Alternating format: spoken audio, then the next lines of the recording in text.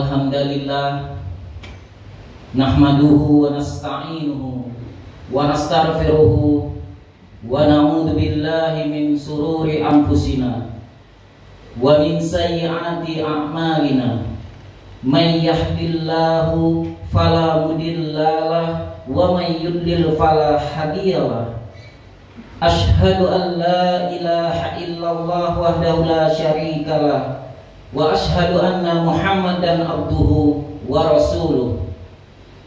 Allahumma sholli ala sayyidina Muhammadin wa ala alihi wa sahbihi ajma'in. Qala Allah ta'ala fil Qur'anil Karim, ya ayyuhalladzina amanu taqullaha haqqa tuqatih wa la tamutunna illa wa antum muslimun. Hai orang-orang yang beriman, bertakwalah kamu kepada Allah dengan sebenar-benar takwa kepadanya, dan janganlah kamu mati kecuali dalam keadaan beragama Islam. Ya ayyuhalladzina amanu khulu bisilmi kafatan wa la tattabi'u khutuwatis syaitan innahu lakum aduwwum mubin. Hai orang-orang yang beriman, masuklah kamu ke dalam Islam secara sempurna, dan janganlah kamu ikuti langkah-langkah syaitan, karena sesungguhnya syaitan itu adalah musuh yang nyata bagimu. Innallaha wa malaikatahu yusholluna 'alan nabi ya ayyuhalladzina amanu shollu 'alaihi wa sallimu taslima. Sesungguhnya Allah dan para malaikatnya bersolawat kepada Nabi. Hai orang-orang yang beriman, bersolawatlah kamu kepada Nabi dan ucapkanlah salam penghormatan kepadanya. Shadaqallahul adzim. Maha benar Allah dengan segala firman-Nya. Hadirin jemaah sholat Jumat yang dirahmati Allah, puji dan syukur kita panjatkan kehadirat Allah Subhanahu wa Ta'ala yang sampai saat ini kita masih diberikan nikmat sempat, nikmat sehat, nikmat usia yang bermanfaat, serta nikmat iman dan Islam. Karunia yang teramat besar yang Allah karuniakan kepada hamba-hambanya, sehingga kita masih dapat melangkahkan kaki kita menuju masjid yang mulia ini untuk menunaikan ibadah sholat Jumat berjamaah. Saya mengajak kepada diri saya pribadi serta jemaah sekalian untuk senantiasa meningkatkan ketakwaan kita kepada Allah. Berbekallah, karena sesungguhnya sebaik-baik bekal adalah takwa.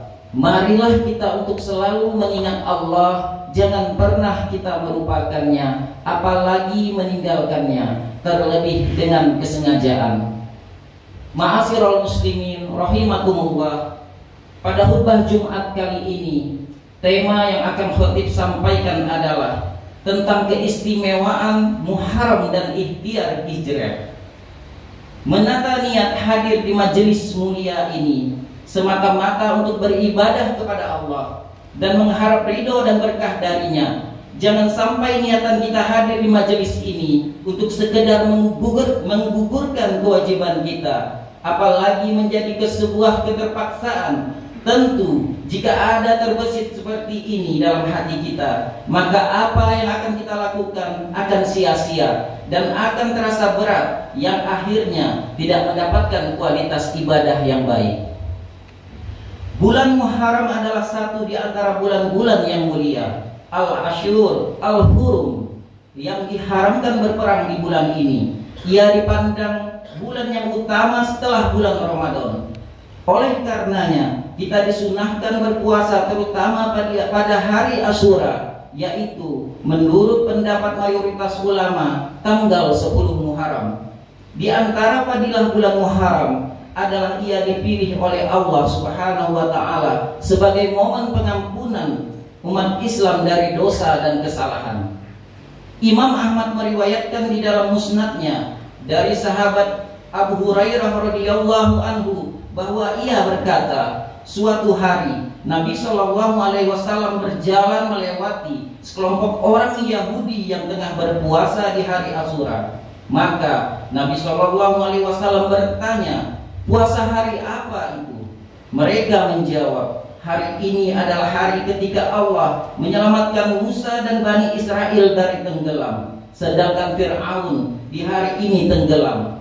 Hari ini adalah hari ketika perahu Nabi Nuh berlabuh di Bukit Al-Judi. Karena itu Nuh dan Musa berpuasa di hari ini karena bersyukur kepada Allah. Lalu Nabi Muhammad SAW bersabda, "Aku lebih berhak terhadap Musa dan lebih berhak untuk berpuasa hari ini." Kemudian Nabi memerintahkan para sahabatnya untuk berpuasa. Hadis riwayat Imam Ahmad. Keistimewaan bulan Muharram ini lebih lanjut karena dipilih sebagai awal tahun dalam kalender Islam. Untuk itu, marilah kita bersama-sama mengulas kembali sejarah tahun baru Hijriah, yaitu sejarah penanggalan atau penetapan kalender Islam yang diawali dengan 1 Muharram. Mengapa para sahabat memilih bulan Muharram sebagai awal penanggalan tahun? Dalam kitab Sahih Al-Bukhari, pada kitab Munaqib Al-Ansor, biografi orang-orang Ansor, pada bab sejarah memulai penanggalan disebutkan dari Sal bin Sa'd, ia berkata, mereka para sahabat tidak menghitung menjadikan penanggalan mulai dari masa terutusnya Nabi SAW dan tidak dari waktu wafatnya beliau. Mereka menghitungnya mulai dari masa sampainya Nabi di Madinah. Ma'asyiral muslimin rahimakumullah. Setelah para sahabat sepakat mengenai peristiwa hijrah dijadikan sebagai awal penanggalan Islam, ada sebagian sahabat yang berpendapat bahwa untuk awal bulan Hijriah itu mulailah dengan bulan Ramadan. Tetapi Umar radhiyallahu an berpendapat mulailah dengan Muharram. Itu karena Muharram merupakan masa selesainya umat Islam dari menunaikan hajinya. Lalu disepakatilah tahun baru Hijriah itu dimulai dengan bulan Muharram. Ibnu Hajar dalam kitab Fath al-Bari Syarah kitab Sahih Al-Bukhari mengatakan bahwa sebagian sahabat menghendaki awal tahun baru Islam itu dimulai dengan hijrahnya Nabi. Itu sudah tepat. Ia melanjutkan ada 4 hal atau pendapat yang mungkin dapat dijadikan sebagai awal penanggalan Islam, yaitu masa kelahiran Nabi atau maulud Nabi, masa diutusnya Nabi, masa hijrahnya Nabi, dan masa wafatnya Nabi. Tetapi pendapat yang diunggulkan adalah menjadikan awal tahun baru itu dimulai dengan hijrah, karena masa maulid dan masa kenabian itu keduanya tidaklah terlepas dari kontradiksi dan pertentangan pendapat dalam menentukan tahun. Adapun waktu wafatnya beliau itu banyak tidak dikehendaki oleh para sahabat untuk dijadikan sebagai awal tahun, karena mengingat masa wafatnya Nabi justru menjadikan kesedihan bagi umat. Jadi kemudian pendapat dan pilihan itu jatuh pada peristiwa hijrah. Kemudian mengenai tidak dipilihnya bulan Rabiul Awal sebagai awal tahun, tetapi justru dipilih bulan Muharram sebagai awal tahun, karena awal komitmen berhijrah itu ada pada bulan Muharram, sehingga cocoklah hilal atau awal bulan Muharram itu dijadikan sebagai awal tahun baru Islam. Ma'asyiral muslimin rahimakumullah. Di samping itu, dengan adanya hijrah itu terjadi peristiwa sungguh penting antara lain Perang Badar, Uhud, Khandaq, dan perjanjian Hudaybiyah, Sulh al-Hudaybiyah, dan setelah 8 tahun Nabi SAW hijrah di Madinah, beliau kembali ke Makkah Al-Mukarramah dengan membawa kemenangan yang dikenal dengan Fath Makkah.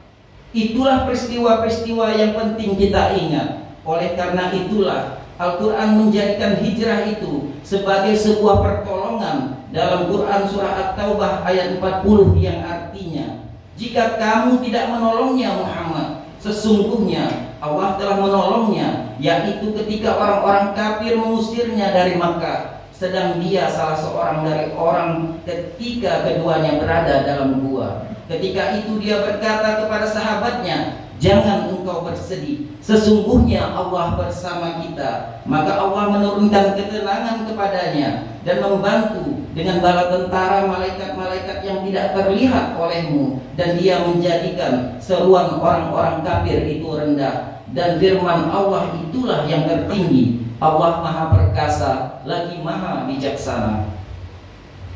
Hijrahnya Rasul dari Mekah ke Madinah yang terjadi pada tahun 622 Masehi bukanlah sekadar peristiwa dalam sejarah Islam, tetapi banyak petuah dan pelajaran berharga bagi kita. Yang terpenting diantaranya adalah bahwa Nabi SAW ketika keluar dari Mekah berhijrah menuju Madinah itu tidaklah dalam keadaan membenci penduduk Mekah. Justru beliau cinta kepada makhluk Mekah. Oleh karena itu, ketika beliau keluar meninggalkan Mekah, beliau bersabda, "Wallahu innaki na khairu ardillah wa ahabbu ardillah ilallah walaula anni ukhritu min kima kharasatu." Yang artinya, demi Allah, sungguh kamu Mekah adalah sebaik-baik bumi Allah dan bumi Allah yang paling dicintai Allah. Seandainya aku tidak dikeluarkan dari Mekah, maka tiadalah aku keluar darimu. Hadis riwayat Al-Tirmizi dari Abdullah bin Abdi bin Hamra radhiyallahu anhu. Ini menunjukkan betapa kecintaan beliau kepada Mekah dan penduduk Mekah, sebagaimana makalah populer yang menyatakan hubbul watan minal iman. Cinta tanah air adalah ekspresi kesempurnaan iman. Dan satu hal yang penting dalam hijrah adalah bahwa hijrah itu bermakna luas, sebagaimana disebutkan dalam hadis yang mulia bahwa wal muhajiru man hajarama nahallahu an, yang artinya orang yang berhijrah itu adalah orang yang berhijrah meninggalkan apa-apa yang dilarang Allah. Hadis riwayat Al-Bukhari. Ma'asyiral muslimin rahimakumullah, berdasarkan keterangan tersebut dapat diambil kesimpulan berkaitan dengan memuliakan bulan Muharram dan memperingati tahun baru hijrah, bahwa dalam memuliakan dan memperingati tahun baru hijriah harus memperhatikan hikmah atau pelajaran yang berharga dan peristiwa hijrahnya Nabi SAW dan para sahabatnya yang dapat disebutkan dalam 7 poin penting berikut ini. Yang pertama, hijrah itu adalah perpindahan dari keadaan yang kurang mendukung dakwah kepada keadaan yang mendukung. Yang kedua, hijrah itu adalah perjuangan untuk suatu tujuan yang mulia karena memerlukan kesabaran dan pengorbanan. Yang ketiga, hijrah itu adalah ibadah, karenanya motivasi atau niat adalah kebaikan dan kemaslahatan. Yang keempat, hijrah itu harus untuk persatuan dan kesatuan, bukan perpecahan. Yang kelima, hijrah itu adalah jalan untuk mencapai kemenangan. Yang keenam, hijrah itu mendatangkan rezeki dan rahmat Allah. Dan yang terakhir, hijrah itu adalah keteladanan Nabi dan para sahabatnya yang mulia, yang seyogyanya kita ikuti. Kaum muslimin yang dikasihi Allah, demikianlah keistimewaan bulan Muharram dan poin-poin penting dari hikmah hijrah. Sebagai penutup khutbah ini, marilah kita renungkan firman Allah dalam surah Al-Anfal ayat 74. Walladzina amanu wa hajaru wa jahadu fi sabilillah walladzina awaw wa nasaru ulaika humul mu'minuna haqqan lahum maghfirah wa rizqun karim. Yang artinya, dan orang-orang yang beriman dan berhijrah serta berjihad di jalan Allah, dan orang-orang yang memberi tempat kediaman dan memberi pertolongan kepada orang muhajirin, mereka itulah orang yang benar-benar beriman. Mereka memperoleh ampunan dan rezeki nikmat yang mulia. Demikianlah khutbah ini, semoga bermanfaat. Semoga kita, keluarga kita, masyarakat kita dan bangsa Indonesia dapat berhijrah kepada kebaikan dan kemuliaan. Amin amin ya rabbal alamin. Barakallahu li wa lakum fil Qur'anil azim wa nafa'ni wa iyyakum bima fihi minal ayati wa zikril hakim. Aqulu qouli hadza wa astaghfirullahal azim li wa lakum fastaghfiruhu innahu huwal ghafurur rahim.